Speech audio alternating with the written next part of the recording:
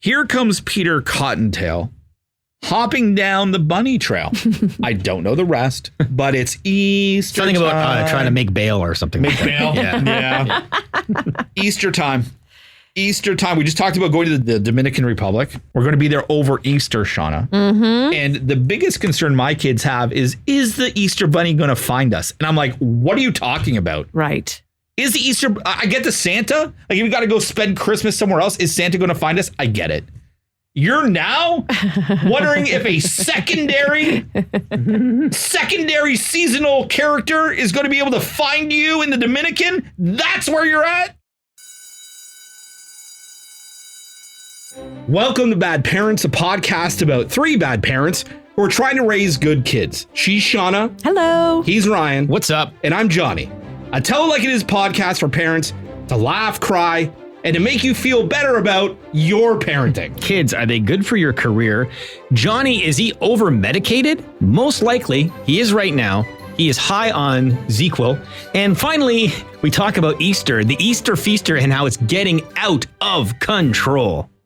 Welcome to the Bad Parents podcast. Let's play a little fill in the blank, if you will, okay? Do you guys mind doing that? You guys like games? Mm-hmm. Shauna, you like games? Not really, but I'll play along. Fantastic. That's why I'm a bad parent. That's a great bad parent line. I know. Hey, my name's Jack. I'm a 9-year-old boy. I'm your son. You want to play a game? You're like, I don't like games. That's what I say. Yeah, they know that. Perfect. Mommy, we're sorry you had to play a board game when the power went out. They apologize? Oh, yeah. Her children complete her, but having them, quote, totally ruined her career. In the news recently, about a week ago, she came out about this. I thought it was a good thing to talk about. Who am I talking about? Do you guys know? She's a British pop star. Yeah, she's a singer, right? I do know who you're talking about. She's married to the cop from Stranger Things. A lot of people don't realize what that. In the what? Yep. She's married to that big guy. What? Yes. David Harbour. Yes. No, she's not. It's crazy. That's the link that always blows people away. Are you kidding? They got married a couple years ago. Yep. Lily. It's his kids that ruined her life. Yeah. Lily Allen. Yeah. Lily Allen. She had that one song. Yeah. I probably should have looked it up. It was so catchy. Oh, I can hear it, but I can't think of the title. Did she say was she the one that had 3 nipples, or am I making that up? I think she might have. Oh, wait, they broke up. So did Carrie Underwood. Who did? It looks like... Who? She split with David Harbour? I don't know. Yeah, No 2023, it looks like... Oh, come on. Oh, no, he shut down Split Rumors. Okay, the wedding's back on. Smile in 06 was a song that I really liked. Yeah. Yes, exactly. I like it. Yeah. It really annoys me when people say that you can have it all because, quite frankly, you can't. That's true. Lily Allen said. Very true. So she's basically saying, she loves her kids, but they buried her career. Some people choose their career over their children, and that's their prerogative. And some people I've said have kind of come back at her and said, you can have it all, but you can't have it at the same time. That's Oprah has said that many times. Has she? Well, then I feel gross even quoting her. I apologize for doing that. What do you guys think about that? I think it. First of all, kudos to her for saying it, because as soon as you say stuff like that, I say stuff about having children and the lifestyle of being a parent, which could be misconstrued as me saying I don't love my kids. And so could this be misconstrued that way, right? People say, well, you don't love your kids? She's not saying that. She's saying she made a choice, and that to be the best parent that she personally could be, she had to make sacrifices in her career. And I think anybody who says that's not true, I don't understand. I think she's 100% accurate. I'll also give her credit, not only for her honesty, but that also means she wants to be a good parent. Right. Because someone in her position, especially marrying another celebrity, could easily have nannies and could probably easily do whatever she wants to do. Yes. And I assume Hollywood is full of nannies. Absolutely. And I'm assuming there's a lot of parents in Hollywood that just go out there for the photo shoot. Yeah. Sounds like she really wants to be there and raise her children. And I respect that. Could it also be a crutch, though, for saying, hey, like, because a lot of music stars, a lot of people's careers just die off anyways, whether they have kids or not. Is she putting the blame on? Is it a handy excuse to say, also, my career went nowhere? You might say yes to that. She does go on in the interview that says, she chose to step back from her career and focus on raising her 2 daughters, who she shares with ex-husband Sam Cooper, because her parents were quite absent when she was a child. And in the interview that I watched on TV, she was very adamant about her parents not being there and her making a very conscious choice to be there for her kids, therefore putting her career on the back burner, or maybe not resurrecting it at all. I don't know. So it seems legit. She's obviously put her money where her mouth is and is living that life. Yeah. And it's hard for me to say yes or no, because my kids haven't impacted my career in really any sort of way whatsoever. I have had pretty deep conversations with my wife about whether or not she could do the things that she wants to do professionally because of the kids. Yeah. And, I can only speak on my sort of knowledge and experience of having children. Whenever they're sick, Sarah takes the day off. Absolutely. Whenever they need something, Sarah's always there. Like, her work always sacrifices over mine. And I don't know if that's right or wrong. It's probably wrong. Sorry, I should know that. It's wrong. And maybe it's just the industry in which we work in, where the pressure to be, we do have a radio show, to be there every day, and whether or not a sick child is a good enough excuse to not show up. At least in the old school radio days, that 100% wasn't a good enough excuse. Yeah. And maybe my head is stuck old school. I would feel weird saying that I can't come in to do a radio show because my child was throwing up all night. Yeah, I've done it. I've done both. Sure. I think when I was working at a smaller and it station, must have even been tougher for you. Yeah. As a mom, and also having the pressure of the radio gig. I'll say right now, I could not do this job without Mike, without my husband, because there were many times where I remember going back early from mat leave, and he would bring the baby to the station so I could feed him. Like in the parking lot. Wow. Because that's amazing. And he is amazing to this day. Like, unless it's usually on me. I will take the day off if I can't leave the kid, because I'm a bit over the top when it comes to having, like, when my kids are sick, but he will do it. It's just that's like, I need to be there for my own peace of mind, whatever that mothering thing is. But there's lots of times outside of here, we're lucky we do our job most of the time when our kids are sleeping, right? The bulk of our job. There's no way I could do other things. Like, a lot of people who work in radio, they have voicing careers. They do a lot of other stuff, media things. There's ways you can expand your career that I can't do, because as soon as I get home, it's full on mom mode. Yeah. So it's true. Yeah, it's true. It does kind of handicap you a little bit, even in our industry. But I'd also argue it really has helped my career in that we host a morning show, right? And when you do a morning show in radio, it's a lot about your personality. It's a lot about your life and your families. And you try to make it as relatable to everyone else as possible. So it's not really about like Ryan and his wife and his kids, but it's about, hey, you know what it's like traveling 20 hours in a car. And so I can't even imagine half of the things I would want to talk about if I didn't have a family. That's a great point. Didn't have children. And there are people in this industry who don't have children, who don't talk about, it's not part of who they are. But as a morning show, and we're very personality driven, it's everything. Yeah, that's true. And so it's really helped my career. I mean, how many stories could you just talk about? I went home yesterday and watched a movie. Yeah. But has having children helped your wife's career? Well, in my personal situation is a little bit different. She was a stay-at-home mother, and then she did daycare. So again, it kind of helped us, you know, because then she was home and we made money off of children. Did she always want to do that, or did she sacrifice other career dreams? That's the question. No, she wasn't really happy. She was an esthetician. Yeah. And so she worked, when I first met her, she worked in an actual beauty salon, and then she was working for herself.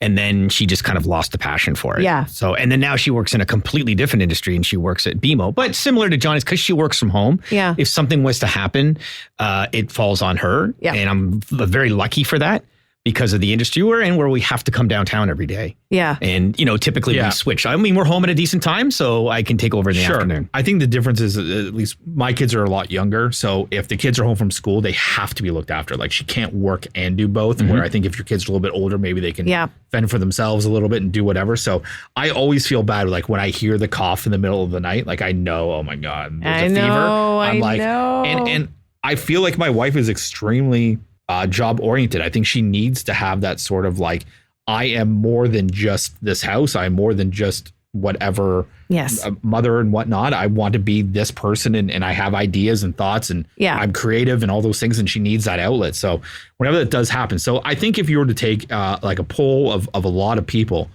in Lily Allen's situation. I think a lot of people's careers have been kind of stifled. And if she's only 38 and if she wanted to come back, I think she could. Yeah. And if that's something that is in her sight.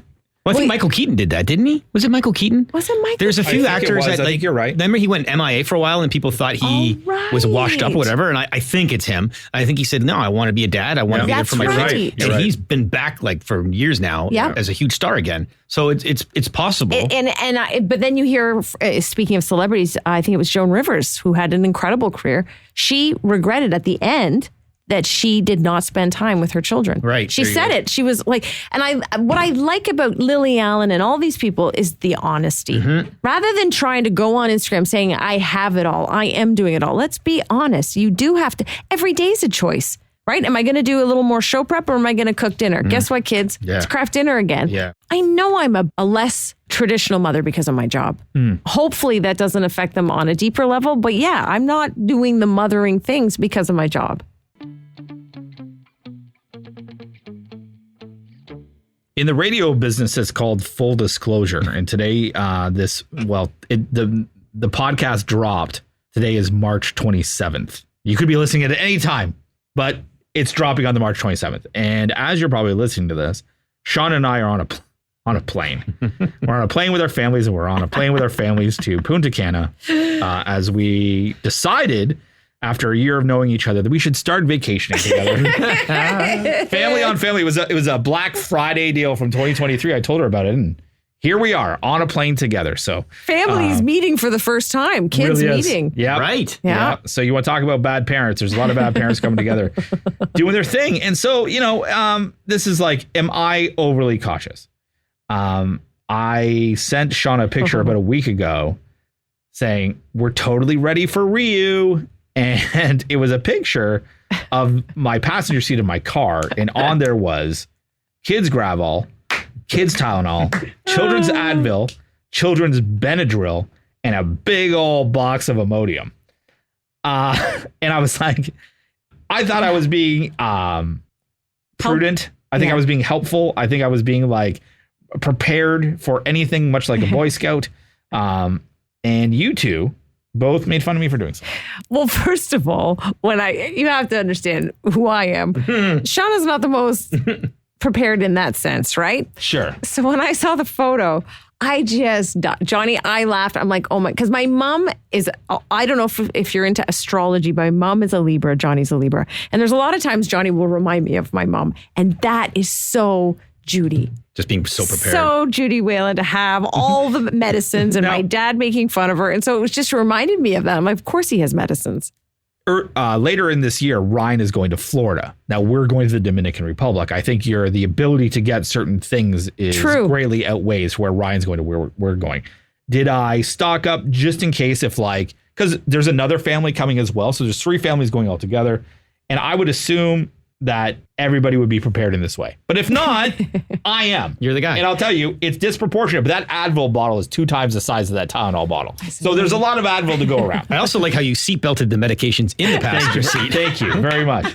So I don't think you can be too prepared when doing this, especially when traveling with kids. You're not wrong, Johnny. That's the thing. Like I'll be the one banging on your door when when my kids got diarrhea. Like go to Uncle Johnny's room. Like everyone needs that. It was just not on my radar when I was getting ready. We took the kids to Boathouse and got some board shorts, and I thought I was done. Sure. One of the craziest stories Ryan ever told me about traveling with kids is every year you would drive to Nova Scotia. Mm-hmm. And I think I was concerned taking one of my babies 4 hours away to Chatham to see their grandfather. And tell the story, if you wouldn't mind, if you feel comfortable enough. Mm-hmm. I don't remember it. About you had all 3 children, and they were I think Drew was the youngest at the time. Like he was still like a real baby. Oh yeah. And so all your other kids are like super small as well. Right. And you're driving from here to Nova Scotia. And if you don't know where that is, it's in the eastern part of Canada. It's 24-hour drive. It'd be like driving to Florida from Toronto. And you told me a story about pulling over to the side of the road because there was a lot of throw up and crying and like the worst start to a trip you could ever have. Yeah. Well, the bag on the top, so we have a minivan. So first of all, the bag on the top it wasn't like a hard cased one. We had a bag and I didn't strap it down properly. So I pulled over the side of the road. But the little guy was like maybe a year old, to the point where he was crying so much. We were 25 minutes into the drive. And my wife's like, turn around, let's just go home. I can't do this. Really? She would have to go to the back seat. And so then she was going back seat and like nursing him and taking care of him. Yeah. And then there's even times where she's like, I don't care. I'm getting out of the car seat. I've got to hold him. And I'm like, you can't do that. I'm on a major highway. But you do what you got to do. And we've had times where throwing up, where like all over their clothes, and then you got to pull over. Like it is so difficult. And in fact, there was the one time we flew, my little guy threw up on the way to the airport, and then he was sick all in the airport. And then we got to a rental car in Halifax, and we were driving, and then he threw up I think it's called Bible Hill. Threw up all over the place. And I just said to Charlene, I'm like, you know what? There's just no point in traveling with kids. Yeah. There's just no point. Like, you might as well just have a staycation and not do it. It's tough. And as much as we tease you about your medications, you really are doing the right thing. No, for sure. You know, we talked earlier about Lily Allen and how kids ruined her career. I bet you there's a lot of stories out there about children ruining vacations. Oh, totally. Whether it be with sickness or attitude or whatever it could be, traveling with children can always be very interesting. Rye, they say what doesn't kill you makes you stronger. Mm-hmm. Are you a stronger parent for having gone through how many times have you been out there? A dozen? 10, 12, okay. yeah. 12 times driving there and back all with children. Ages, yeah. So when Drew was 1 and all this was going on, what were the ages of the other two? So that would have been 1, 3, and 5. 1, 3, and 5. Ryan. So it's crazy, like, to me, like I have a 3 and 5 at the moment. I'm getting anxiety just thinking about adding another one to it, and then just because they all need to be taken care of. Yeah. Yes. And it's just, and my wife couldn't breastfeed, crazy. so we'd have to go to gas stations and ask people to warm up our bottle.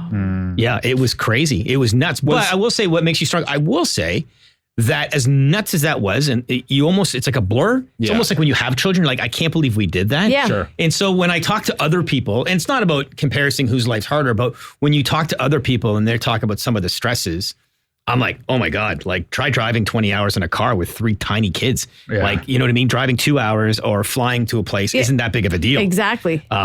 But so I think it does make you realize like, hey, life could be worse. Exactly. Right. Yeah. But going you is like you said, we're going to Florida. Now they're older. It's a little bit easier, but you're right. You can go and get anything you want from anywhere. There's a Publix right around the corner, but you're in Dominican and you don't know what they had. And I was in Dominican and I got extremely sick and I got extremely sunburned, which was my fault. Yes. It's you don't want to be in that situation. No, absolutely not. And especially like with a child who like really can't help themselves, and you just want to make sure that they're okay. To have more tools in the toolbox to try and take care of them is kind of good. And the best part is I've heard that some medication, like the one that I listed, are needed down there. If not needed, I will leave them there for whoever. Oh, really? That's nice. You should sell them. I would sell them. Sell them on the beach? Yeah. That's the best. So so we're in the air. When we come back, we'll let you know how it went. He's going to come back a millionaire. The Advil King of the Dominican. Here comes Peter Cottontail hopping down the bunny trail. I don't know the rest, but it's Easter Something time. about trying to make bail or something. Make bail? Yeah. Easter time. Easter time. We just talked about going to the Dominican Republic. We're going to be there over Easter, Shauna. Mm-hmm. And the biggest concern my kids have is the Easter bunny going to find us? And I'm like, what are you talking about? Right. Is the Easter... I get the Santa. Like, if we got to go spend Christmas somewhere else, is Santa going to find us? I get it. You're now wondering if a secondary seasonal character is going to be able to find you in the Dominican? That's where you're at? Ages 5 and 3, Easter was as big, if not bigger. I remember. What? It is huge to kids, and every year it shocks me. Yeah. Do they celebrate Easter in Dominican? I believe so. I do think so. Maybe more on a religious level. So they take it serious. Yes, I think so. I don't know. We'll have to see. There you go. So instead of giving your kids chocolate, Johnny, take them to church. Yeah, They'll love exactly. it. So you have to be. Is the Easter bunny going to be ready? Well, here's the thing. I'm really, really hoping that with all inclusive and them knowing that it's Easter, like they'll do some sort of like egg hunty activity thing. Might Like leave a I'll tell you, peso under your belt. there's no Mr. Munches coming in the luggage. Yeah. It's not happening. Now, will we do a supplementary Easter egg hunt when we get home? Maybe if they remember. Yeah, maybe the Easter Bunny will leave you something when you're away. Right. Maybe. And when you come home, But, you'll like, have... Is Easter now just take the religious aspect out of it? Correct. Is Easter now, is it still chocolates and little tiny whatevers? Every year, it gets bigger and bigger to the point now where it's a bike. It's a $300 HyperX bat. Bike? Oh, yeah. Oh, yeah. I'm telling you, Easter has gone nuts. I remember being a child, and it was all it was we chased around. I have an older brother. We chased around and looked for the eggs, the little eggs. And then it led to the kitchen, and on the kitchen table was a big chocolate Easter egg for me and my brother. Like, I got one, he got one. And that was it. That was it. It was Same. Easter was done by like 9 a.m. You may be fortunate enough to get like a new Easter outfit. I remember Maybe, getting like yes. an Easter sweater from my grandparents every once in a while. Right. But that was it. And again, I've said it before. My kids are not. They're not looking for bats and PS5s and games and things like that. So I think right now I'm getting off pretty easy. Yeah. Even though Olivia's losing her first tooth, and she's like, "Mom, the tooth fairy brings 100, right?" Oh, 100 what? Inflation. 100 what? And where did you even get that idea from? Like, where'd you get that from? Northwest? No, I don't. You know what I mean? Like, Kanye's daughter. Yeah. It's on her new album. That's right. it. So Now, ours is still the chocolate you chase around for the chocolates, but instead of it just being a big chocolate egg, now there's a chocolate egg. And like you said, a bike. I remember you talk about 3 and 5. Remember I offered it to you? It was a sit down car. Like there's 2 seats, a driver and a passenger. And it's battery operated. And when they were like 3 and 5, I remember vividly the Easter bunny left down to the basement, and then it led to that as the big surprise. Like that wasn't That's cheap. huge. No, of course not. And it's their own fault, right? Because you start it and then it continues and you just continue. Yeah. And as you said, Johnny, as they get older, everything gets more expensive. And I find it really matters on who their friends are.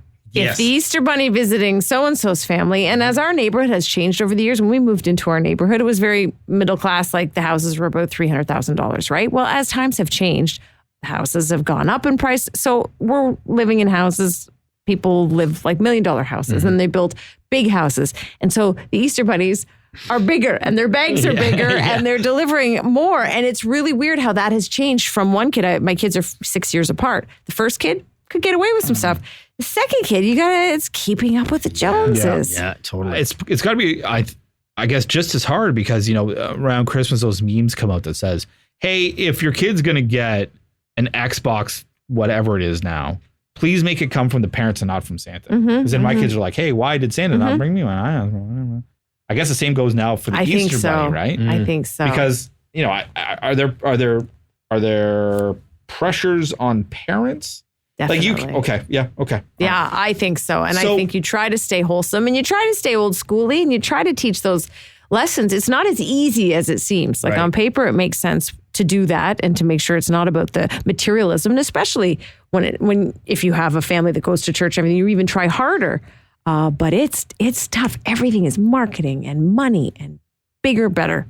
Around Christmas, a couple of houses you'll see like a sign out front that says Jesus is the reason for the season. You gonna see any of those? I don't see any religious signage. Not yet. I think I will in my neighborhood because my kids go to Catholic school. Yeah. And there's quite a few churches actually in Acton, so where I live. And so I think I do see a lot of those at Christmas, and I think I will see them at Easter because some people would forget, right? Yeah, exactly. And if that's how you celebrate, that's awesome. And I hope so.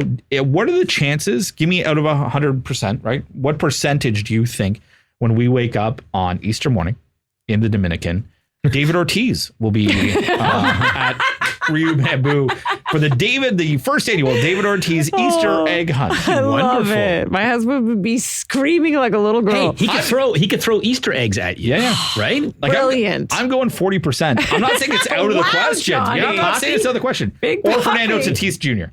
Yeah. If you have any ideas for the Bad Parents podcast, please send them along. It's badparents@curiouscast.ca. Have a great week. We will talk to you next week. In case you're wondering, his name is Orion.